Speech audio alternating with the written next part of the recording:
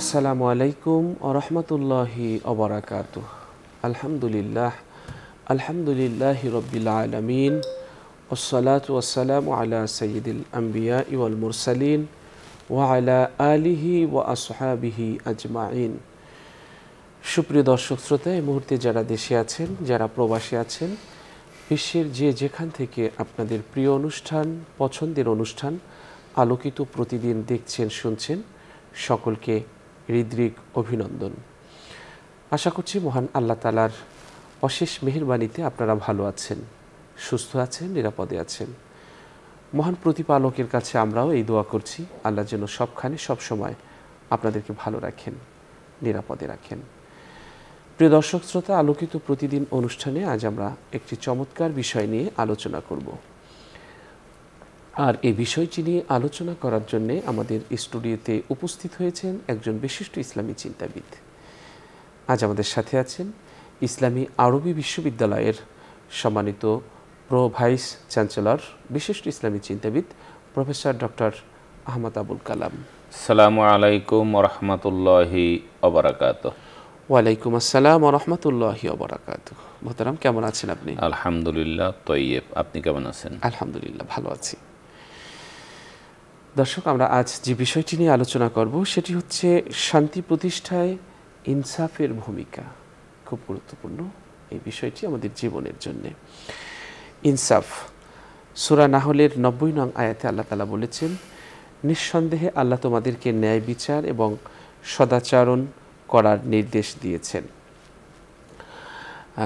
একটি সমাজে যদি ন্যায় বিচার না থাকে, ইনসাফ না থাকে, আদল না থাকে, তাহলে শান্তি নিরাপত্তা চলে যায়, আল্লাহর রহমত হতে মানুষ বঞ্চিত হয়ে যায়, অন্যায় করার প্রবণতা বেড়ে যায়, ছোট অপরাধ বড় অপরাধে জড়িয়ে পড়ে, ছোট অপরাধীরাও বড় অপরাধে জড়িয়ে পড়ে এবং সমাজে অন্যায় সংক্রামক ব্যাপক ব্যাধির ন্যায় ছড়িয়ে পড়ে, রন্ধ্রে রন্ধ্রে ছড়িয়ে যায়।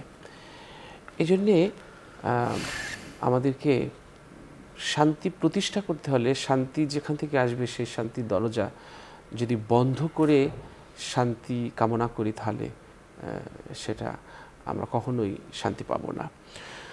কোনো বোঝাকে দুটি সমান অংশে এমনভাবে বণ্টন করা, এই দুটির মাঝে যেন কোনো কম বেশি না হয়, এই সুষম বণ্টনকে আরবিতে আদল বলা হয়। আকাশ হতে জমিন পর্যন্ত যা কিছু আছে তা আল্লাহ পাকের আদল ও ইনসাফের উপরই প্রতিষ্ঠিত রয়েছে। আল্লাহর 99টি গুণবাচক নামের একটি হলো আদল বা ন্যায়পরায়ণতা। চলুন আমরা আজকের অতিথির কাছ থেকে শুনব সমাজে শান্তি প্রতিষ্ঠার ক্ষেত্রে ইনসাফ কতটা গুরুত্বপূর্ণ এবং কতটা ভূমিকা পালন করে। মোহতারাম, আজকের আমরা যে বিষয়টি নিয়েছি ইনসাফ। একটি সমাজ চাই আমরা, শান্তিপূর্ণ সমাজ। স্বপ্ন দেখি রাসূল সাল্লাল্লাহু আলাইহি ওয়াসাল্লাম 1500 বছর আগে যে সমাজ প্রতিষ্ঠা করেছিলেন, ওরকম একটা শান্তির সমাজ কামনা করি। কিন্তু এই সমাজ কামনা করতে, এই সমাজ প্রতিষ্ঠিত করতে ইনসাফের ভূমিকাটা কতটুকু? অসাধারণ একটি বিষয়। রাসূল করিম সাল্লাল্লাহু আলাইহি ওয়াসাল্লাম সেই ইনসাফের ইসলাম প্রতিষ্ঠা করেছেন। আমরাও ইসলাম করি, কিন্তু ভাবি না যে কতটা ইনসাফ আমাদের মধ্যে রয়েছে। আমি বিষয়ের আগে একটু, যেহেতু আবেগ তাড়িত হয়েছে আপনার কথা দিয়ে, রাসূল করিম সাল্লাল্লাহু আলাইহি ওয়াসাল্লামের আনিত দ্বীনের সবচেয়ে বড় বৈশিষ্ট্য ছিল ইনসাফ। ইনসাফ কি আপনি বলেছেন, যেমন আদল, আমরা কিন্তু বাংলায় বলি ওদল বদল। ওদল মানি বদল, বদল মানি অর্থাৎ আপনি যতটুক দিয়েছেন আমি আপনাকে ততটুকু দেব, এটা ওদল বদল। মানে আদলের একটা অর্থ বদল। আবার ইনসাফ, ইনসাফ নেস মানে অর্ধেক অর্ধেক, অর্থাৎ সমান সমান। তা সমান, এই জন্য আদল এরা আরেকটা শব্দ আল মুসাওয়াত ফিল ইসলাম, ইসলামের সমতা, সমান লাগবে। যতটুকু আপনি পরিশ্রম দিয়েছেন অতটুকু আপনাকে বিনিময় বা পারিশ্রমিক দিব। যাক, রাসূল করিম সাল্লাল্লাহু আলাইহি ওয়াসাল্লামের আমি একটু ভূমিকাটা বলি যে ইসলাম তিনি নিয়েছেন, দেখেন কতটা ইনসাফ ছিল যেই কাফের মুশরিক আল্লাহর রসুলকে অস্বীকার করেছে রসুল হিসাবে, আল্লাহ রসুলকে গণক বলেছেন, আল্লাহ রসুলকে মিথ্যুক বলেছেন, রসুল করিম সাল্লাল্লাহু আলাইহি সাল্লামের আনিত কোরআনকে প্রত্যাখ্যান করেছেন, রসুল করিম সাল্লাল্লাহু আলাইহি সাল্লামের ইনসাফ, আদল, ন্যায়পরায়ণতা এত বেশি ছিল ওটাকে অস্বীকার করেনি। ওটা খুব ঘ্রাণ পেয়েছে, কোরআনের ঘ্রাণটা তাদের ভেতরে যেতে দেরি লাগছে। রসুলের রসুল হিসাবে যেই নবুয়ত এবং রিসালাত সেটা দেরি লাগছে, কিন্তু মানবীয় যে আদালত, একজন মানুষ হিসেবে যে ইনসাফ, সেটি এত বেশি প্রভাব বিস্তার করেছে যে তারা যেই রসুলকে রসুল হিসেবে অস্বীকার করেছে, যেই রসুলের কথা ঈমান আনে নাই, সেই আব্দুল্লাহর পুত্র ইয়েতিম মুহাম্মদ রাসূলুল্লাহ সাল্লাল্লাহু আলাইহি সাল্লামের ইনসাফের কারণে, ন্যায়পরায়ণতার কারণে ওই মক্কার অবিশ্বাসী কাফের মুশরিকরা তাদের সকল কিছু গচ্ছিত রাখত মুহাম্মদ সাল্লাল্লাহু আলাইহি সাল্লামের নিকটে। শুধু ইনসাফ, ইনসাফ কি? যতটুকু দিয়েছি অতটুকু ফেরত পাবো, এখানে কোনো প্রত্যাখ্যান সে করবে না। দেখুন একটা, এই জন্য আল্লাহ কোরআনে বলছেন, আউযু বিল্লাহি মিনাশ শাইতানির ক্বাদ না'লামু আন্নাহু লা ইয়াহযুনকাল লাযিনা ইউসারিউনা ফিল কুফর ফাইন্নাহুম লা ইউকাযযিবুনাক ওয়ালাকিন্নাজ যালিমিনা বিআয়াতিল্লাহি ইয়াজহাদুন। হে মুহাম্মদ, আমি জানি কাফের মুশরিকরা যে কুফরি করে, কুফরিতে অসাধারণ তৎপর, এটা তোমাকে বিষণ্ণ করে, কষ্ট দেয়। ফাইন্নাহুম লা ইউকাযযিবুনা, কিন্তু ব্যক্তি মুহাম্মদ তোমাকে তারা প্রত্যাখ্যান করে না, মিথ্যুক বলে না, তোমারে বলে আলামিন। ওয়ালাকিন্নাজ যালিমিনা বিআয়াতিল্লাহি ইয়াজহাদুন, কারা আলামিন বলে? যারা কোরআনকে অস্বীকার করে, যারা নবুয়তকে অস্বীকার করে, রিসালাত, পরকালকে অস্বীকার। ওয়ালাকিন্নাজ যালিমিনা, কোরআন বলছে যারা কোরআনকে অস্বীকার করে, মুহাম্মদ রাসূলুল্লাহ সাল্লাল্লাহু আলাইহি ওয়াসাল্লাম এত বড় ব্যক্তিত্ব গড়ে তুলেছেন, ওই ব্যক্তিত্ব, ন্যায়পরায়ণতার যে ব্যক্তিত্ব, সেটাকে অস্বীকার করে না। এই জন্য দাওয়াতে দ্বীনের একটা বৈশিষ্ট্য হওয়া দরকার। আমরা যারা দাওয়াতের কাজ করি, ইনসাফের ইসলাম যেমন উপস্থাপন করব, রেসালাত নবুয়তকে যেমন উপস্থাপন করব, আমার ব্যক্তিত্বকে আদল, ইনসাফ, আদর্শবাদিতা হিসেবে উপস্থাপন করব। এবং এই ব্যক্তিত্বটার প্রভাব কিন্তু কোরআনের প্রভাবের আগে পড়ে, হাদিসের প্রভাব। কোথায় দেখেছি? মুহাম্মদ রাসূলুল্লাহ সাল্লাল্লাহু আলাইহি ওয়াসাল্লামের জীবনে দেখেছি যে কোরআনের প্রভাব মানুষের উপরে পড়ার আগেই তার ব্যক্তিগত যে সততা, ব্যক্তিগত যে আদর্শবাদিতা, অন্তত মক্কার কাফের মুশরিকদের এটা করবে। তো মক্কার কাফের মুশরিকদেরকে যেভাবে আমরা পেয়েছি, তার চেয়ে খারাপ লোক তো জগতে আমরা পরবর্তীতে পাইনি। তাদের উপরে যদি ব্যক্তিত্ব, ইনসাফের ব্যক্তিত্ব প্রভাব বিস্তার করে, আমাদের এটা গড়ে তোলা প্রয়োজন। এবং দেখেন, ইসলামের অপর নাম ইনসাফ, এটা আমরা কোরআন থেকে পাই। সূরা মায়েদার 9 নম্বর আয়াতে আল্লাহ কি বলেছেন? আল্লাহ বলেছেন, ইয়া আইয়ুহাল্লাযীনা আমানু, হে বিশ্বাসীগণ, কুনু কওয়ামিনা লিল্লাহি শুহাদা বিল কিসত ওয়ালা ইয়াজরিমান্নাকুম শানাআনু কওমিন আলা আল্লা তা'দিলু ই'দিলু হুয়া আকরাবু লিত-তাকওয়া আত্তাকুল্লাহ ইন্নাল্লাহা বিমা তা'মালুনা খাবীর। আল্লাহ বলছেন কি, হে বিশ্বাসীগণ, কুনু কওয়ামিনা লিল্লাহ, তোমরা আল্লাহতে সুদৃঢ় থাকো, আল্লাহর বিশ্বাস, আল্লাহর আদেশ নির্দেশ পালন। আর কি? শুহাদা বিল কিসত, ন্যায়, আদল, ইনসাফের সাক্ষী থাকো। ওয়ালা ইয়াজরিমান্নাকুম শানাআনু কওমিন, কোনো সম্প্রদায়ের শত্রুতা যেন তোমাকে প্ররোচিত না করে, প্রলুব্ধ না করে, যে শত্রুতার বশবর্তী হয়ে অন্যায়ভাবে ইনসাফের বিরুদ্ধে তুমি কোনো বেইনসাফি কাজ করবে, তাদের উপরে অন্যায়ভাবে কোনো শত্রুতা করবে। মানে একদল আমার উপরে অন্যায় করে, সেই অন্যায়তে প্রলুব্ধ হয়ে তুমি এবার অন্যায় করবে, এটা ইসলাম নয়। দেখেন, ওয়ালা ইয়াজরিমান্নাকুম শানাআনু কওমিন, একটা দল অপরাধ করেছে, কিন্তু তাই বলে অন্যের অপরাধের কারণে প্রভাবিত হয়ে অপরাধ করা ইসলাম স্বীকার করে না। ইসলাম কি বলেছে? আল্লাহ তা'দিলু, না, অন্যের অপরাধের কারণে তুমি কখনোই ইনসাফ থেকে সরে আসবে না। ই'দিলু, বরং তুমি যে অবস্থায় অন্যের আঘাতে পর্যদুস্থ, নিপীড়িত, নিষ্পেষিত, তোমার উপরে বারবার জুলুম হচ্ছে, কিন্তু তোমার কাজ কি? জুলুম করা নয়। ই'দিলু, তুমি ইনসাফ করো। হুয়া আকরাবু লিত-তাকওয়া, এটার নামই তাকওয়া। এইটাই তাকওয়ার নিকটবর্তী অর্থ। তুমি জুলুম করবে এটা কখনো করতে পারো, কিন্তু এটা নয়। তাকওয়ার যে নিকটবর্তী অর্থ সেটা হলো কি, তুমি জুলুমের শিকার হবে, মজলুম হবে, কিন্তু তুমি ন্যায় ইনসাফ করবে। অত্তাকুল্লাহ, আল্লাহকে ভয় করো, আল্লাহ তোমরা যা করো সব কিছু। আমি আরেকটা কথা বলি, এটা হলো সূরা মায়েদার আয়াত। সূরা নেসার মধ্যে প্রাসঙ্গে আয়াতে একটু শব্দ চেঞ্জ করে, সেখানে এসছে ইয়া আইয়ুহাল্লাযীনা আমানু কুনু কওয়ামিনা বিল কিসত শুহাদা লিল্লাহ, এখানে একটু চেঞ্জ। হে বিশ্বাসীগণ, আগের বার এসছে কওয়ামিনা লিল্লাহ, তোমরা আল্লাহতে সুদৃঢ় থাকো। এই আয়াতে এসছে তোমরা ন্যায় আদল ইনসাফে সুদৃঢ় থাকো। পরের আয়াতে এসছে শুহাদা বিল কিসত, সাক্ষী থাকো ন্যায় ইনসাফের। এই আয়াতে আসছে শুহাদা লিল্লাহ, আল্লাহতে সাক্ষী থাকো। ওলামায়ে কেরাম বলেছেন এই দুটো আয়াত মিলাইয়া যে আল্লাহতে সুদৃঢ় থাকার একটা অর্থ হলো ন্যায় ইনসাফে সুদৃঢ় থাকা, আল্লাহকে সাক্ষী দেওয়ার একটা অর্থ ন্যায় ইনসাফের সাক্ষী দেওয়া। মানে যে লোকটা ন্যায় ইনসাফের সাক্ষী দেয় সেজন্য আল্লাহকে সাক্ষী দেয়, মানে আমি আল্লাহকে দেখতে পেয়েছি, অর্থাৎ আল্লাহ আমার মধ্যে বিদ্যমান। এর অর্থ হলো কি, ন্যায় ইনসাফ বিদ্যমান। আল্লাহকে দেখতে পেয়েছি, ন্যায় ইনসাফকে আমি দেখতে পেয়েছি। ওখানে আমি আল্লাহকে পাইনি, মানে ন্যায় ইনসাফ পাইনি।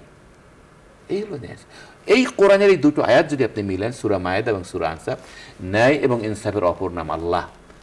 আল্লাহ কোরআনে দাবি করেছেন আল্লাহর অপর নাম হলো ন্যায় ইনসাফ। এটা আমার কোনো ব্যাখ্যা নয়। আমি দুটো আয়াত দেখুন, যে আয়াতে এসছে আল্লাহকে আঁকড়াইয়ে ধরো, ওই আয়াতটা একটু পরে এসে ইনসাফকে আঁকড়াই ধরো। যেখানে আছে আল্লাহর সাক্ষী হও, একটু পরে ওই আয়াতই এসছে ন্যায়ের সাক্ষী হও। এবং এরপরে এসছে অলাউ আলা আনফুসিকুম, এতটা তুমি ন্যায় করবে যদি নিজের বিপক্ষেও যাও। আবিলু ওয়ালিদাইনি ওয়াল আকরাবিন, পিতামাতার বিপক্ষে গেল তোমাকে ন্যায় করতে হবে।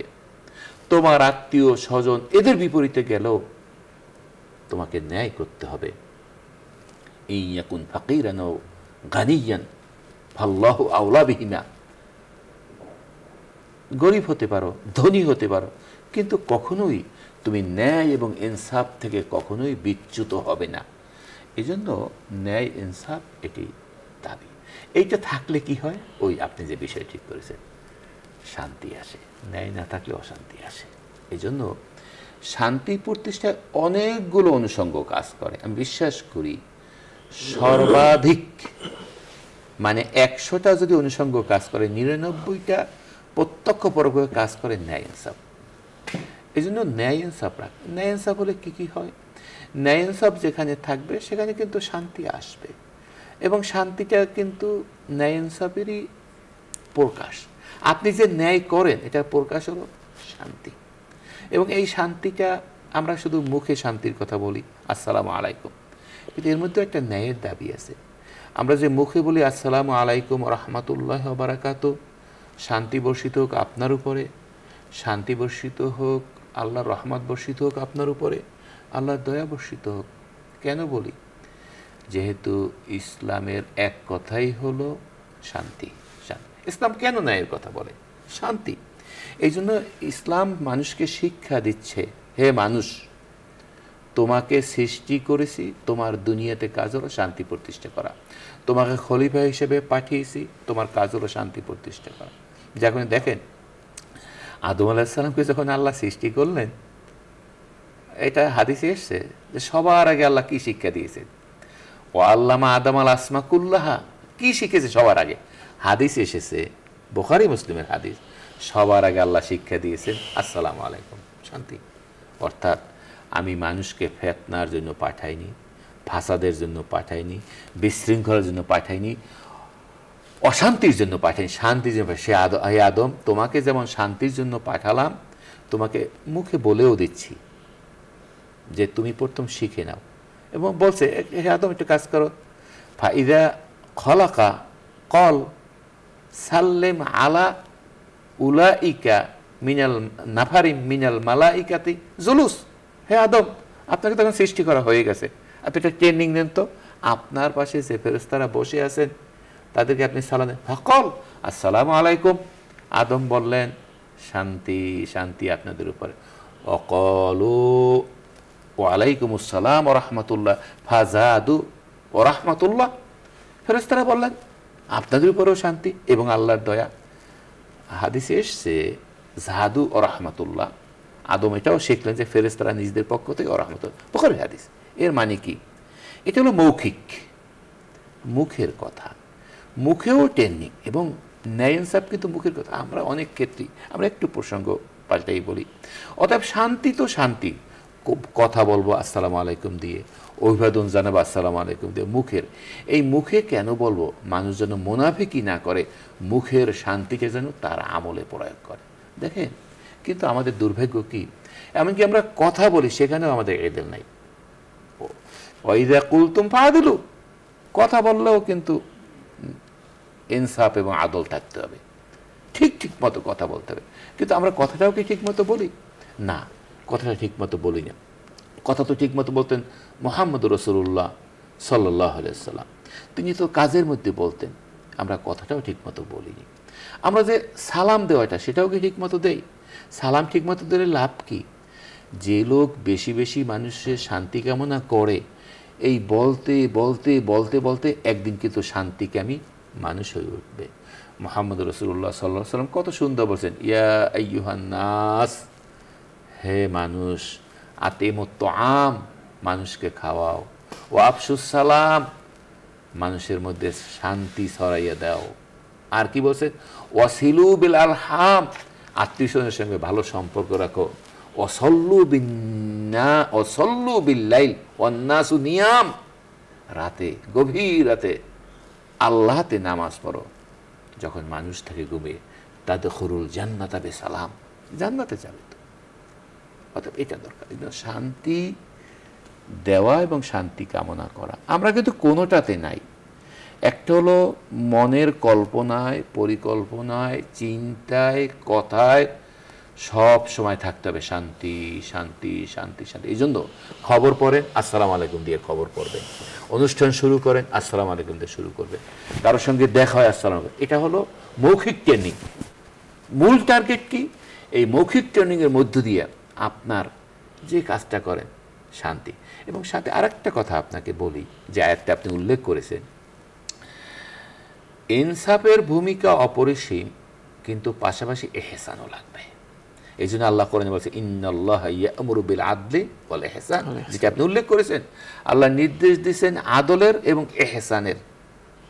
ওয়া ইতাইজিল কুরবা ওয়া ইয়ানহা আনিল ফাহশাই ওয়াল মুনকার ওয়াল বাগি ইয়াইযুকুম লাআল্লাকুম তাযাক্কারুন, এবং গরিব দুঃখী এদেরকে দান করতে। আল্লাহ নিষেধ করছেন ওয়া ইয়ানহা আনিল ফাহশা, অশ্লীলতা, ওয়াল মুনকার ওয়াল বাগি, বিরুদ্ধ আচরণ, মানে বিদ্রোহ, আল্লাহদ্রোহিতা, ইয়াইযুকুম লাআল্লাকুম তাযাক্কারুন, আল্লাহ উপদেশ দিচ্ছেন যাতে উপদেশ গ্রহণ করে। এখানে একটা দেখার বিষয়, আদল কাকে বলে? আদল হলো যা আপনার চুক্তি হয়েছে বা যেটা স্বীকৃত সঠিকভাবে কাজ করার নামে আদল।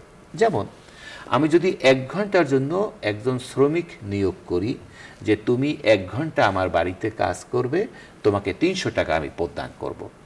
তাহলে ওই শ্রমিক যিনি আমার লেবার, যিনি আমার বাড়িতে কাজ করবেন, তার দায়িত্ব হলো 1 ঘন্টা কাজ করা, আমার দায়িত্ব হলো চুক্তি মোতাবেক 300 টাকা তাকে প্রদান করা। একে বলা হয় আদল বা ইনসাফ, যেটি আপনি শিরোনাম করেছেন। কিন্তু এটাই সবসময় শান্তি প্রতিষ্ঠা করে না, 90 ভাগ ক্ষেত্রে করে, 10 ভাগ বাকি আছে। কি 10 ভাগ? সেই 10 ভাগ হলো ইহসান। কেউ কেউ বলেছেন 40 ভাগ, সেটা ভিন্ন কথা। কি সেটা? শান্তি আবার অনেক সময় হয় কি, কাটায় কাটায় ইনসাফ করলেও একটু অশান্তি হয়। কারণ একজন শ্রমিক, আল্লাহ আপনাকে এত টাকা দিয়েছে, আমারে বললেন 300 টাকা, 300 টাকা দিলেন, 20 টাকা আপনি চুক্তি করেছেন যে 20 টাকা দিবা, দিছে, দিতে দিতে আপনাকে দোকানদার বলল, ভাই আল্লাহ তো আপনাকে অনেক ধনী মানুষ, আর 10 টাকা দেন না। মানে শান্তি কেন? এটা শান্তি বোঝা গেল কি? আপনি বলবেন এই শোনো, আদলের কথা হলো 20 টাকায় চুক্তি করেছি, 20 টাকায় দিয়েছি, এতে একটু কখনো কখনো শান্তি আসে। যে ইসলাম খালি আদলের উপর নির্ভরশীল না, যে একটু মাঝে মাঝে ইহসান করতে হবে। আচ্ছা ঠিক আছে, তোমাকে চুক্তি করেছিলাম 20 টাকা 1 কেজি, তুমি আমাকে দিয়েছো, কিন্তু মাপতে মাপতে বলেছো আল্লাহ আপনাকে অনেক সম্পদ দিয়েছেন, স্যার গাড়ির থেকে নেমেছেন, আর 10 টাকা বাড়িয়ে দেন। ওই 10 টাকা বাড়িয়ে দেন ইহসান। ইসলাম এটাও বলছে ইন্নাল্লাহা ইয়া'মুরু বিল আদলি, ঠিক ঠিক মতো 20 টাকায় চুক্তি করেছো, 20 টাকা তো দিবাই। ওয়াল ইহসান, যদি গরিব হয় এবং দাবি করে এবং যদি তোমার সামর্থ্য থাকে, আর একটা আদেশ আল্লাহর আছে, এবং আরো 10 টাকা দাও। এটা ইনসাফের মধ্যে পড়ে না, কিন্তু পরে ইহসান। ওই যে শ্রমিক আপনি 300 টাকায় নিয়োগ করেছেন, শ্রমিকটা যদি ইসলাম জানে, অনেক গরিব মানুষও তো ভালো ইসলাম করে, সুবহান আল্লাহ, 300 টাকায় আমি চুক্তিবদ্ধ হয়েছিলাম, আর 10 মিনিট কাজ করলে মালিকের কাজটা উঠে যাবে, আর একদিন আবার 300 টাকা দিয়ে নিয়োগ করতে হবে না, কি আছে, আমি ফাও করে দিলাম। এই যে নিজের পক্ষ থেকে করে দেয় একজন শ্রমিক মানুষ, যার খুব কষ্ট হয়, আল্লাহ বহু সওয়াব দেবেন, বহু সওয়াব দেবেন, যে 10টা মিনিট নিজের পক্ষ থেকে, এটা হলো তার ইহসান। এইরকম যারা লেবার, এরকম যারা আমরা তাদেরকে মনে করি নিচের শ্রেণী, আসলে আল্লাহর কাছে অনেক মহান, অনেক মহিয়ান। একজন গরিব মানুষের 10 টাকা কোটিপতির তো 1000 টাকার চেয়েও বেশি দামি আল্লাহর কাছে। অতএব এই যে গরিব মানুষটি, এই যে লেবার শ্রেণী একটা মানুষ আরো 10টা মিনিট করো, এটাও তো ইহসান, এতে শান্তি আসে। অনেক সময় মালিকও বলে, এই মেয়া আর 10 মিনিট কাজ করলে করে দাও না, ওটা কিন্তু ধমকায়, এটা বৈধ নয়, কিন্তু ইহসান। আবার একজন মালিক যখন 1 ঘন্টার জন্য নিয়োগ করলেন যে তোমাকে আমি 300 টাকা দিব, এবার সে 1 ঘন্টাও লাগেনি, 50 মিনিটে কাজটি শেষ হয়েছে। যখন টাকাটা নিতে গেল 400 টাকা দিলেন, হয়তো বলবে ভুলে দিয়েছেন স্যার, 100 টাকা বেশি হয়েছে। না, বেশি হয়নি, আমি তোমাকে 100 টাকা দিলাম, এটার নাম হল ইহসান। অর্থাৎ যতটা প্রাপ্য একটু বেশি দেওয়া। আল্লাহ কোরআনে পিতামাতার ক্ষেত্রে কোনো সময় ইনসাফ করতে বলে নাই, কারণ পিতামাতার প্রাপ্য ইনসাফ নয়, ইনসাফ নয়, আদল নয়। কারণ আদল এবং ইনসাফ যতটুক পেতে পারে, কোনো সন্তান যদি দাবি করে আমি আমার পিতামাতাকে সারাটা জীবন ন্যায়সঙ্গত আচরণ করেছি, কোরআন জানা মানুষ বলবে তুমি ঠিক করো নাই। কেন? ন্যায়সঙ্গত আচরণ তো সবাই পাবে, পিতামাতা তার চেয়ে একটু বেশি পাবে। সে বেশিটুকু করেছো? তুমি তুমি ওয়াদা করছিল যে আব্বা আমি আপনাকে এইটা দেবো, ওয়াদা মতো দিয়েছো, আর একটু বেশি দিয়েছো? না, বেশি দেয়নি। পিতামাতার সঙ্গে তোমার আচরণটা অবিল ওয়ালে দেয়নি এহসানা, কোথাও নাই কোরআনে অবিল ওয়ালে দেয়নি আদলা। পিতামাতার সঙ্গে ন্যায়সঙ্গত আচরণ করো। কোরআনে এসছে পিতামাতা যতটুক পেতে পারে, যতটুক পেতে পারে তার চেয়ে একটু বেশি দাও। যদি দাবি করতে পারে আমি দুটোই করেছি, যতটুক ভাগে পায় ততটুক দিয়েছি, আর একটু বেশি দিয়েছি যেটা আমার ওয়াদা ছিল না। আমার আব্বা তো চায় নাই, হতবাক, এতটা দিলে বাবা, তুমি না খেয়ে দিলে, এই যে আমি না খেয়ে আমার পিতাকে দিলাম, এটার নাম ইহসান, যেটা আমার চুক্তির মধ্যেও লেখা ছিল না, পাওয়ারও কথা না, একেই করবে। তো এই জন্য ইসলাম এই মানুষের ক্ষেত্রে ইহসান জরুরি। তো সমাজে শান্তি প্রতিষ্ঠা হবে মানুষ যদি এটা দেখেন। আল্লাহ কোরআনে বলছে ওয়াইদা হাকামতুম বিন্নাস আন তাহকুমু বিল আদল, মানুষের মধ্যে যখন বিচার ফয়সালা করো তখন তুমি ন্যায়পরায়ণ। একটা মনে রাখবেন, আপনার মাধ্যমে দর্শক শ্রোতারাও মনে রাখা বাধ্য, ইনসাফ সকল মানুষ সব অবস্থায় করবে, কিন্তু কিছু কিছু পর্যায়ে যদি মানুষ ইনসাফ না করে সমাজ ভেঙে পড়বে এবং তার ভূমিকা এবং কুপ্রভাব, খারাপ প্রভাব কিয়ামত পর্যন্ত সমাজ ধ্বংস হয়ে যাবে। যেমন একজন শাসক, একজন সাধারণ মানুষ যদি ইনসাফ না করে হয়তো গুটি কয়েক মানুষ ক্ষতিগ্রস্ত হয়, কিন্তু একজন শাসক যদি ইনসাফ না করেন পুরা রাষ্ট্র, পুরা দেশ বিধ্বস্ত হয়ে যাবে। 2 নম্বরে আসেন একজন বিচারক, আপনি যদি ইনসাফ না করেন, আমি যদি ইনসাফ না করি, এতেও সমাজ ক্ষতিগ্রস্ত হবে। আমার যতটুক পরিধি আছে অতটুক, আমি যদি সমাজে খুব প্রভাবশালী পদস্থ হই অতটুক মানুষ ক্ষতিগ্রস্ত হবে। কিন্তু একজন বিচারক যিনি দেশের একজন বিচার ব্যবস্থায় অধিষ্ঠিত আছে, তিনি যদি বেইনসাফি করেন, আপনার চেয়ে আমার চেয়ে ওই ক্ষতিটা সমাজকে বেশি আক্রান্ত করবে। সুতরাং সাবধান, সাবধান। এরপরে সমাজে কোথাও ঝগড়াঝাটি হয়, ঝগড়াঝাটি হলে মুসলমানদের দায় হলো যে এগিয়ে যে সমাধান করা। কিন্তু আমি এগিয়ে গেলাম, আমি এগিয়ে যে সমাধান করলাম অন্যায়ভাবে, অবিবেচকের মতো সমাধান করলাম আমার পক্ষে, সেটা কিন্তু ডবল অন্যায়। তার চেয়ে চুপ থাকা অনেক ভালো ছিল। আপনাকে কে বলছে বিচার করতে? অন্যায় বিচার। ওলামা ইকরামের সর্বসম্মত সিদ্ধান্ত, অন্যায় বিচার করার চেয়ে বিচার না করা শতগুণে ভালো। এটা এটা এটা তো কমন সেন্সও তাই বলে। আপনাকে কে বলছে একটা অন্যায় বিচার করবেন? তার চেয়ে আপনি যেতেন না। আপনি না গেলে কি হতো? কিছুটা হলেও কিন্তু সেখানে ইনসাফ পেত। আপনি বিচারক হিসেবে দাঁড়ালেন আর অন্যায় বিচার করলেন, তাহলে ক্ষতিটা হল। এরকমভাবে ইনসাফ সকল মানুষ করবে, সবাই করবে, কিন্তু যিনি শাসক, যিনি বিচারক, যিনি প্রশাসক, যিনি পদস্থ ব্যক্তি, যিনি নিয়ন্ত্রক, যিনি কোনো কাজের সঙ্গে জড়িত সমাজের, তাকে সবচেয়ে বেশি ন্যায় পায় মুহাম্মদ রাসূলুল্লাহ সাল্লাল্লাহু আলাইহি সাল্লাম এই কাজটা। আর দাওয়াতে দ্বীনের কাজের সঙ্গে যারা জড়িত, মানুষকে বলে উসওয়াতুন, যারা আদর্শ, মডেল, আমরা যাদেরকে বলি ইসলামের যারা মডেল। আমি ওয়াজ করি, নসিহত করি, মানুষকে দাওয়াতের কাজ করি, আমি ইউটিউবে বক্তব্য দেই, আমার কোরআনের দিকে মানুষ তাকাবে, হাদিসের দিকে তাকাবে, প্রমাণের দিকে তাকাবে। আমার আরেকটা জিনিস কিন্তু প্রমাণ রাখা উচিত, আমার ব্যক্তি জীবনকে স্বচ্ছ আয়নার মতো এমনভাবে দাঁড় করাতে হবে যেন ওর মধ্যে মানুষ প্রমাণ খুঁজে পায়। ওখানে ওখানে কোরআনের 2টা আয়াত নেই, হাদিসের 2টা আয়াত নেই, শুধু ব্যক্তিগত জীবন। ওখানে তাকাবে মুহাম্মদ রাসূলুল্লাহ সাল্লাল্লাহু আলাইহি সাল্লাম।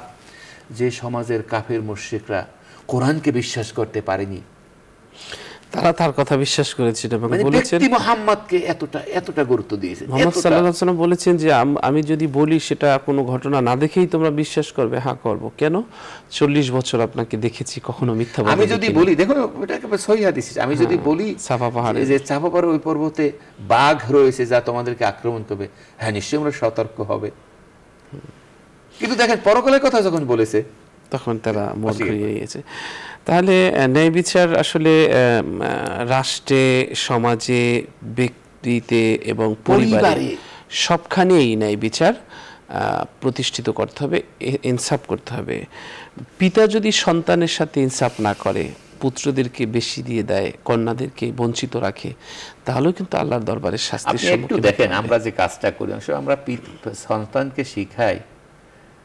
গেটে একজন লোক এসেছে আমার কাছে, আমি যদি সন্তানকে বলে দেই যে বাবা যে বলো আব্বা বাসায় নেই, ও সন্তানকে আমি কি শিখালাম? আমি যে সন্তানকে শিখালাম, আমি বাসার মধ্যে অবস্থান করি যে তুমি গেটে যে বলো আব্বা বাসায় নেই, অর্থাৎ আমি শুধু অন্যায় করলাম না, আমার ছেলেকে অন্যায়ের উপরে বিপরীত কাজের উপরে প্রশিক্ষণ দিলাম। আমি গাড়িতে আরোহণ করি, গাড়িতে বসে যখন আমার অফিস ফোন করে আপনি কোথায়, ড্রাইভার যদি শোনে যে আমি আপনার টেলিভিশন ভবনে আসি, আর যখন বলি এই তো আমি মোহাম্মদপুরে অবস্থান করছি, আপনার অফিসের কাছে অবস্থান করছি, তো ড্রাইভার আমার থেকে কী শিখলো? যে আমার স্যার তিনি তো তাজা টাটকা মিথ্যা বলে, আমি তার সঙ্গে কি আচরণ করব? অতএব সমাজে যারা আদর্শবাদিতার প্রচার করে তাদের সবসময় খেয়াল করা দরকার যে আমার জীবনটাই হলো একটা প্রশিক্ষণের কাজ। অর্থাৎ মুখে কথার চেয়ে আমি কি আচরণগুলো করি এগুলো সমান। ক্লাসের মধ্যে যদি আমি বিড়ি খাই আর যদি বলি দেখো বাবারা তোমরা কেউ বিড়ি খাবে না, এটা বিড়ি খাওয়া খুব ক্ষতিকর, তো ছেলেরা কি মনে করবে যে স্যার বিড়ি খাচ্ছেন আর আমাদেরকে স্যার বলছেন তোমরা কখনো বিড়ি খাবে না। স্যার বলছেন যে দেখো বাবারা তোমরা খুব দান সৎকার করবে, যে এই গেটের কাছে একটা ভিক্ষুক আসলো, হাও তুমি কেন এখানে আসলে, দুর্ব্যবহার করলো। আর আমি শিখালাম কি, শোনো গরিব মানুষের উপরে কখনো তোমরা সহিংস আচরণ করবে না। অথচ স্যার ক্লাসের মধ্যেই গেটের কাছে না, এই 5টা আইন দেখাইলাম, তুমি জানো আমি ক্লাস নিচ্ছি, কিভাবে তুমি গেটে আসলে? তাহলে ছেলেরা আমার থেকে কি শিখলো? যে স্যার নিজেই তো সহিংস আচরণ করলেন আর আমাকে কিনা শিখাচ্ছে হে ছেলেরা তোমরা খুব ভালোভাবে চলবে। ইনসাফ করতে হবে এবং ইনসাফ শিখাতে হবে। ইনসাফ শিখানোর আগে নিজের মধ্যে সেই প্রতিষ্ঠিত করতে হবে। কিন্তু 2টা জিনিস, একটা হলো মুখের কথায় শেখানো, আর একটা হলো কার্যত শেখানো, কাজের মাধ্যমে। মানে এটা মৌখিক ভাষা নয়, এটা কাজে পরিণত করার ভাষা, লোগাতুল জাসাদ বলা হয়। মানে বডি ল্যাঙ্গুয়েজ একটা হাস্যকর অর্থ আছে। বডি ল্যাঙ্গুয়েজ মানে হলো অর্থাৎ আপনি কাজের মধ্য দিয়া মুখ থেকে যা শিখাতে চান ওটা শিখাবেন। এবং বাংলাদেশে যারা দাওয়াতে দ্বীনের কাজে এসছেন, আমি মাঝে মাঝে বলি তারা অতটা কোরআনের পণ্ডিত ছিল না, হাদিসের পণ্ডিত ছিল না, কিন্তু মুখের ভাষাও বাংলা ভাষাও জানতো না।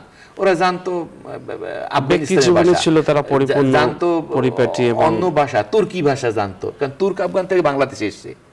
কিন্তু তাদের একটা বডি ল্যাঙ্গুয়েজ ছিল, একটা কাজের ভাষা ছিল, কাজে কর্মে সততা, অন্যকে অগ্রাধিকার দেওয়া, মানে নিজের বিপক্ষে গেল মানুষকে উপকার করা, কল্যাণ করা, খাদ্য দেওয়া, এই কাজগুলো করছে। তখন কিন্তু অমুসলিমরা ইসলামের ছায়াতলে আসে যে ও বাংলা জানে না, কিন্তু ওর আচরণ তো খুব ভালো, এই আচরণ আমরা করি, আমরা ইসলামের পথে আসি। আর আমরা এখন মুখের কথায় কোরআন জানি, হাদিস জানি, মুখে কই ফোটে ন্যায় ইনসাফের, কিন্তু আমার যখন আচরণের দিকে তাকায় তখন দেখে না ইনসাফ তো ওনার মানে আসলে আমরা ইনসাফের কথা বলার আগে নিজেদের ইনসাফ করতে হবে, খুব করতে, তাহলে সমাজে শান্তি আসবে। চমৎকার বলছিলেন। দর্শক, আমরা মোহতারামের কাছ থেকে খুব গুরুত্বপূর্ণ আলোচনা শুনেছি। রাসূল সাল্লাল্লাহু আলাইহি ওয়াসাল্লাম হযরত ওমর রাদিয়াল্লাহু তাআলা আনহুকে একটি এলাকায় বিচারক হিসেবে নিয়োগ করেছিলেন। আর তিনি 3 বছর পর রাসূল সাল্লাল্লাহু আলাইহি ওয়াসাল্লামের কাছে ফিরে এসে বললেন, আমার চাকরি বাদ দিয়েছে, আমার চাকরি আপনি বাদ দিয়ে দেন। ওই এলাকায় মানুষ এত ভালো যে 3 বছরে আমার কোর্টে একটি মামলাও পড়েনি। অর্থাৎ যেখানে ন্যায় বিচার প্রতিষ্ঠিত থাকে, ইনসাফ থাকে, সেখানে আসলে অপরাধ প্রবণতা কমে যায়। ওমর রাদিয়াল্লাহু তাআলা আনহু যখন খেলাফতের দায়িত্বে ছিলেন, তখন এটা এতটা শূন্যের কোঠায় তিনি নিয়ে এসেছিলেন যে অন্যায় অপরাধ, তিনি উট গোসল করাচ্ছিলেন। অন্য দেশ থেকে লোকেরা এসেছিল তার সাথে দেখা করতে। তো জিজ্ঞেস করলেন, তোমাদের রাষ্ট্রপ্রধান কোথায়? এই তো দেখে আসলাম সে উট গোসল করাচ্ছে। রাষ্ট্রপ্রধান সে উট গোসল করাচ্ছে, তার কোনো নিরাপত্তার দরকার নেই। অর্থাৎ এতটাই সে ইনসাফ কায়েম করেছিল সমাজে যে আসলে সে ঘুরে বেড়াতেন, সৎকার ছাগল খুঁজতেন। একদিন তো বেরিয়ে গেছে, তো সাহাবীর মানে এক সাহাবীর সাথে দেখা, আপনি কোথায় যাচ্ছেন? তো ওমর রাদিয়াল্লাহু তাআলা আনহু বললেন যে আমার একটা সৎকার খাসি ছাগল হারিয়ে গেছে, তো এটা খুঁজতে বেরিয়েছি। শোনো, যদি ফোরাতের তীরে একটি কুকুর অথবা একটি বকরিও না খেয়ে থাকে, সেজন্যও আল্লাহর কাছে আমাকে জবাবদিহি করতে হবে। এই ছিল ইনসাফ। রাসূল সাল্লাল্লাহু আলাইহি ওয়াসাল্লাম তিনি বদরের যুদ্ধে, এবছর আমি বদরে গিয়েছিলাম, আল্লাহ আমাকে নিয়েছেন সেখানে। সে বদরের যুদ্ধে যেই পাহাড়ে ফেরেশতা নাজিল হয়েছিল, সেই পাহাড়টিতে আমি উঠেছিলাম। সেখানে রাসূল সাল্লাল্লাহু আলাইহি ওয়াসাল্লাম ওই যুদ্ধবন্দীদের, বদরের যুদ্ধে যারা বন্দী হয়েছিলেন, সেখানে কিন্তু রাসূল সাল্লাল্লাহু আলাইহি ওয়াসাল্লাম বলেছিলেন সাহাবীদেরকে যে তোমরা তোমাদের কার কার কাছে অতিরিক্ত পোশাক আছে দাও। অতিরিক্ত পোশাক যাদের ছিল একটার বেশি, তারা রাসূল সাল্লাল্লাহু আলাইহি ওয়াসাল্লামকে দিলেন, সেটা যুদ্ধবন্দীদেরকে দিলেন। নবীজি বললেন, তোমরা খাবার কার কাছে কি আছে? বললেন, নবীজি আমরা তো ইফতার করার জন্য, রমজান ছিল, আমরা কিছু খেজুর নিয়ে আসছি, বাছো। সে বেছে সেগুলোর মধ্যে থেকে যে কাঁচা খেজুর যেটা ভালো, সেই কাঁচা খেজুরটা সেটা আলাদা করো। সেই কাঁচা খেজুর, ভালো খেজুর, সুস্বাদু খেজুর, সেটা যুদ্ধবন্দীদেরকে খেতে দিলেন। আর এই শুকনো খেজুর দিয়ে ইফতার করতে বললেন। যখন যাচ্ছিলেন রাসূল সাল্লাল্লাহু আলাইহি ওয়াসাল্লাম যুদ্ধবন্দীদেরকে নিয়ে মদিনায়, তখন বলেছিলেন যে তোমাদের বাহন যার যার কাছে আছে, সে বাহনে এই যুদ্ধবন্দীদেরকে তোমরা সেই বাহনের উপরে উঠাও এবং তোমরা হেঁটে চলো। তিনি হেঁটে গেলেন সাহাবীরা এবং বাহনে নিলেন সেই যুদ্ধবন্দীদেরকে। কোনো একটা যুদ্ধে রাসূল সাল্লাল্লাহু আলাইহি ওয়াসাল্লামের এক চাচা যুদ্ধবন্দী হিসেবে এসেছিল। তো তিনি ওই তাঁবুতে ছিলেন। তো যুদ্ধবন্দীদের মধ্যে তার চাচাও ছিলেন। তো তাদেরকে বেঁধে রাখা হয়েছিল। তো বাঁধনের কারণে একটু ঘ্যাংরানির শব্দ হচ্ছিল। তো ওই রাতে রাসূল সাল্লাল্লাহু আলাইহি ওয়াসাল্লাম ঘুমাতে পারছিলেন না, রাতে উঠে হাঁটছিলেন। তো এক সাহাবী এই অবস্থা দেখে তখন তার রশির বারটা একটু হালকা করে দিলেন, খুলে দিলেন। তখন আর এই ঘংরানির শব্দ হচ্ছিল না। তখন রাসূল সাল্লাল্লাহু আলাইহি ওয়াসাল্লাম বললেন, ঘটনা কি, কারণ কি? আমার চাচার ঘংরানির শব্দ যে এখন শুনতে পাচ্ছি না। এক সাহাবী বললেন, নবীজি আপনার এই কষ্ট দেখে আমরা বুঝতে পেরেছি যে আপনার খুব কষ্ট হচ্ছে, সেজন্য একটু বাতটা হালকা করে দিয়েছি। নবীজি বললেন, আমার চাচা, আমি রসুল হিসেবে, রসুলের কারণে আমার চাচার বাত হালকা করেছো, অন্য যুদ্ধবন্দী যারা আছে তাদের বাত কি হালকা করেছো? তাদের বাত আগে হালকা করে তারপর তার বাত হালকা করতে আসো। এই ছিল ইনসাফ রাসূল সাল্লাল্লাহু আলাইহি ওয়াসাল্লামের। খলিফা হিসেবে ভাষণ দিতে গিয়ে ওমর রাদিয়াল্লাহু তাআলা আনহু বলেন, যদি তোমরা আমার মধ্যে কোনো বক্রতা দেখো তবে আমাকে সজাগ করে দিও। একজন বললেন, কোনো বক্রতা দেখলে তীক্ষ্ণ তরবারি দিয়ে সোজা করে দিব। ওমর রাদিয়াল্লাহু তাআলা শুনে শুকরিয়া আদায় করলেন এবং বললেন যে হে আল্লাহ, শুকরিয়া যে ওমরের খেলাফতের মধ্যে এমন ব্যক্তিও সৃষ্টি করেছেন আপনি যে তাকে তীক্ষ্ণ ধার তরবারি দিয়ে সোজা করতে পারে। সুবহানাল্লাহ। বুখারী এবং মুসলিম শরীফের একটি হাদিসে রাসূল সাল্লাল্লাহু আলাইহি ওয়াসাল্লাম বলেছেন, তোমাদের পূর্ববর্তী লোকেরা এজন্যই ধ্বংস হয়ে গিয়েছিল যে তাদের মধ্যে প্রতিপত্তিশালী অর্থাৎ ধনশালী এবং ভদ্রঘরের কেউ যদি চুরি করত তবে তাকে তারা ছেড়ে দিত, আর দুর্বল কোনো ব্যক্তি চুরি করলে তার উপর হদ তথা বিচার প্রয়োগ করত। আল্লাহর কসম, মুহাম্মাদের মেয়ে ফাতিমাও যদি চুরি করত তবে অবশ্যই আমি তার হাত কেটে দিতাম। সুবহানাল্লাহ, সুবহানাল্লাহ। রাসূল সাল্লাল্লাহু আলাইহি ওয়াসাল্লাম এই যে ঘোষণা দিলেন, এইটা রাসূল সাল্লাল্লাহু আলাইহি ওয়াসাল্লাম পুরো পৃথিবীকে শিখিয়ে গেলেন যে আসলে সুবিচার কিভাবে করতে হয়। আমরা জানি একটি যুদ্ধে বন্দীরা পানির জন্য কাতরাচ্ছিলেন, কিন্তু ইহসান করেছিলেন এতটাই যে একজনের প্রতি আরেকজন, যে সে যখন পানির পাত্রটা মুখে নিয়েছে, কাছে নিয়েছে, পান করবে, তখনই শুনে আরেকজন বলছে পানি দাও, পানি চাই, পানিটা তার কাছে দিলেন। সে যখন পান করবে, মুখের কাছে নিয়েছে, আরেকজন শুনলো পানি চাই, পানি। এভাবে করে একের প্রতি পরস্পরের প্রতি যে এহসান এবং ইনসাফটা এত বেশি ছিল যে এই শুরু থেকে শেষ পর্যন্ত গেল, কেউ পানি পান করতে পারলো না, এভাবে ফিরিয়ে দিতে থাকলেন। এরপরে দেখা গেল যে ওই পানিটা আবার ঘুরে আসলো, কিন্তু সেই শহীদ হয়েছে, কিন্তু সে আর পান করতে পারলো না, তারা পান করতে পারলো না। তো এতটুকু ছিল তাদের ইনসাফ এবং ইহসান। কিন্তু আমরা আজ কি করছি? আল্লাহর কাছে আমাদের সকলকে আল্লাহর কাছে জবাব দিতে হবে। ক্ষণিকের এই দুনিয়া এখন কোনোভাবে পার পাওয়া যাবে, কিন্তু পরকালে লম্বা সময় কিন্তু আমাদের জন্য পড়ে আছে, অপেক্ষা করছে। সুতরাং আমাদের সতর্ক হতে হবে, আমাদের সচেতন হতে হবে, আমাদের ঠিক হতে হবে আজ এবং এখনই। কারণ যে কোনো সময় আমার জীবন থেমে যেতে পারে, যে কোনো সময় আমার সব কিছু থেমে যেতে পারে, আমার জীবন পরকালের জন্যে আমাকে রওনা দেওয়া লাগতে পারে। সেজন্য আমাদের প্রস্তুত হতে হবে। আল্লাহ তাআলা আমাদের সকলকে ন্যায় বিচার করার তৌফিক দান করুন। দর্শক শ্রোতা, আমরা আজ একটি মোনাজাত করব। আপনারা যেখান থেকে আমাদের এই অনুষ্ঠান দেখছেন, আমাদের সাথে আপনারাও মোনাজাতে শরীক হতে পারবেন। আল্লাহুম্মা সাল্লি আলা সাইয়্যিদিনা ওয়া নাবিয়িনা ওয়া শাফিয়িনা ওয়া হাবিবিনা মাওলানা মুহাম্মদ সাল্লাল্লাহু আলাইহি ওয়া আলা আলিহি ওয়া আসহাবিহি ওয়া বারাকা ওয়া সাল্লাম।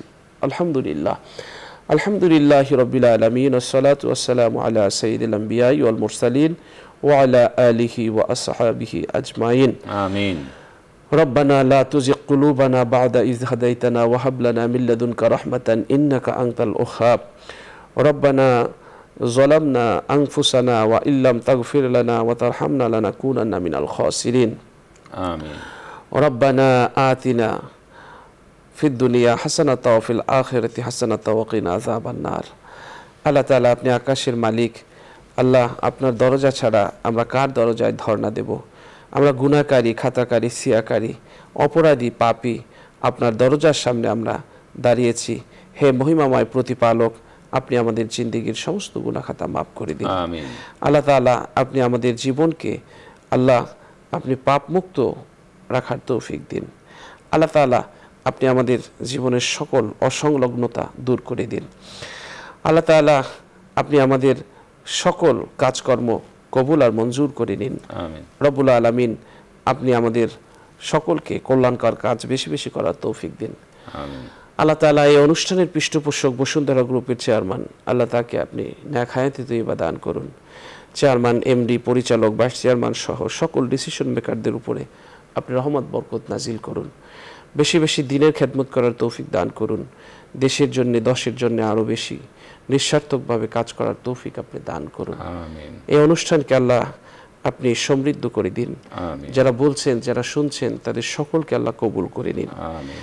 আল্লাহ এই অনুষ্ঠানের সাথে সংশ্লিষ্ট সকলকে আপনি ক্ষমা করে দিন। আমিন। রব্বুল আলামিন, আপনার কাছে ফরিয়াদ, আমাদের অনেকের মা নেই, বাবা নেই। আল্লাহ, যার মা নেই, বাবা নেই, তাদের সকলের মা বাবার জীবনের সমস্ত আমিন। গুনাহ খাতা মাফ করে দিন।